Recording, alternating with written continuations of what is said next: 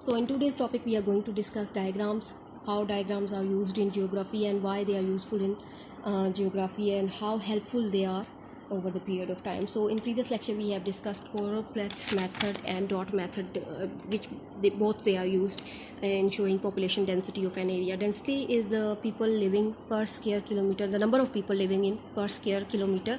So if there are concentration of dots, they show the density of an area and densely populated area, and where they are scattered or less or the distant dots, they show the thinly populated area. And with the help of color, and we show the population density. If it has a light shade, it shows the thinly populated area, and if it gets darker, so it shows the thickly populated area. In line graph, in diagrams, we have line graph, bar graph, and pie chart. In line graph, we are going to show the comparison as most commonly used diagram, and in line graph we primarily going to use, and indicates the variations over intervals of time, basically how things change and how how has this change over one phenomena we are going to discuss, or a commodity or a product, or one geographical area basically, or one geographical setting that we are going to discuss in line graph, and the changes,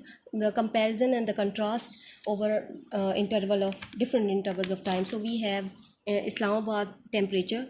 So we are going to make a line graph. Line graph is basically on x-axis we have this is the horizontal line, and on y-axis we have vertical line. So we have two sets of data here.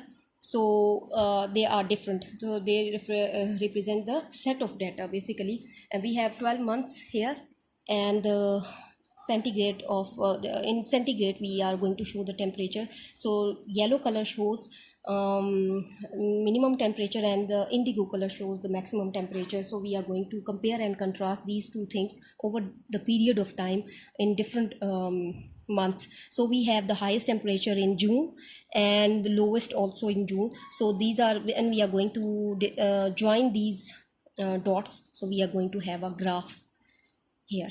So it's in January, it's 4 centimeter, 2.7 lowest temperature, and 16.3 in 16.3 is the maximum temperature. So there are two kinds of temperature that we are going to compare and contrast. In bar graph we are going to also depict the quantities over intervals of time. So the quantity of a product or a commodity over different periods of time. So bar graph is equally useful to show comparison between different items or items of the same year, or variations of the same item.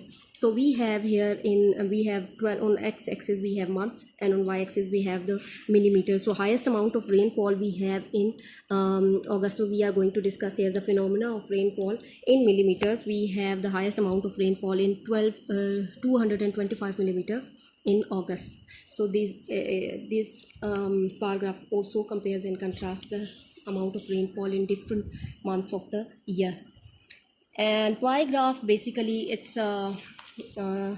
consists of a circle which has 360 degrees, and pie graph, they are best used when we are trying to compare and parts of a whole. So basically it shows the parts of a whole. So it doesn't necessarily compare and contrast, but it indicates the proportional share of something. So here we have Asia, which has the biggest share, in terms of square, or in terms of square kilometer or area. So we have Asia, Africa, North America, South America, Antarctica, Europe, and Australia. So the proportional share we are going to see in the pie chart. So it is going to indicate the parts in comparison with the whole, or the proportional share of something with the rest of thing. So here are the merits and demerits of diagrams. Diagrams are pictorial distribution representation of data. So bar graph, pie graph, line graph, these are all showing the proportional values of something. Either it's a production, population, trade, etc. They show the compare and contrast. So we are going to have an easy access over a period of time. So it's an easy way to understand, a lucid way to have the clear picture of something. So we have exercise, we have long question and short question. First short question is which method or what method of making map suits population density of an area, and basically the dot method is a much simpler way to show the population density of an area. Choropleth method in drawing maps. So in drawing maps we have choropleth method, which we are going to have these three lines which clearly indicate and define the choropleth method, which is to we can relate to physical phenomena, climate, human characteristics, or population density. So it is basically in other words data primarily related to the physical phenomena or the geographical phenomena, and in general over a specified time. It shows basically it's a distribution map, choropleth method. With the help of color we are going to compare and contrast the population density of an area. Third question is the first step for drawing a pie graph. So pie graph is here is the first step.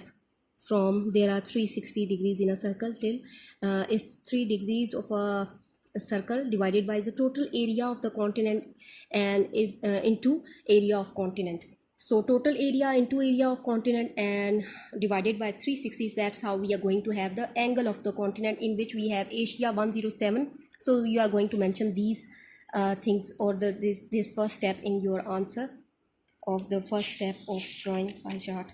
So here are the degrees that are proportionally stated. And what is the use of a bar graph? Bar graph is basically shows the quantities over intervals of time. So how much amount of rainfall we have in January, February. So we are going to have the comparative view of this over period of time, intervals of time. Basically in geography it's commonly used for depicting rainfall at a place, and bar graph is equally useful to show comparison between different items or variations of the same item over different intervals of the time.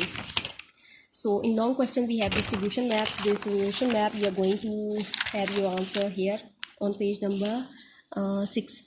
Distribution map, first we are going to define the distribution map in this paragraph, and then you are going to add the heading uses of distribution map here, and that's the complete answer from a distribution map till the warm damp weather. This incident is related to warm damp weather. So the second question is dot method. In dot method we show the population density of an area. You are going to have this to define the dot method, then we are going to have till here, and then we are going to add that table, and finally with the help of diagram we are going to show the dot method or how it is helpful in showing the population density of an area or people living in per square kilometer.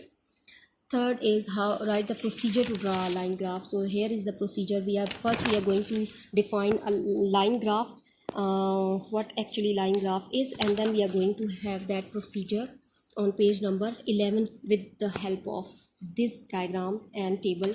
You are going to have that in your notebook as an answer to third question.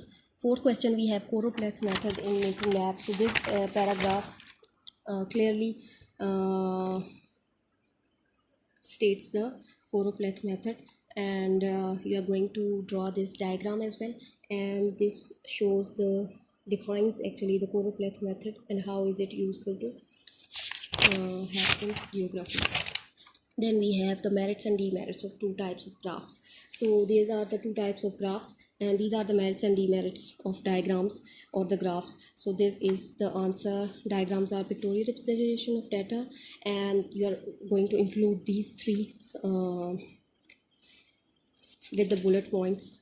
This is the answer. We are going to have that in merits and demerits of diagrams. फिर है हमारे पास MCQs or multiple choice question. We have a distribution map shows relief features, rivers, quantities or qualities. Our distribution map shows quantities, so the correct option is C.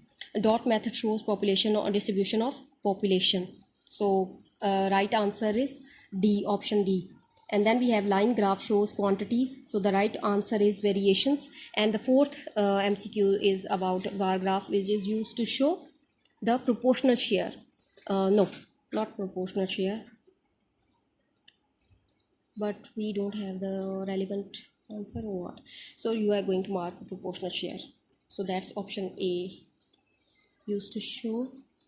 Then we have blanks. First is distribution maps are useful for a general assessment of an area. Division of time period are shown along x-axis. So you are going to write here as x-axis.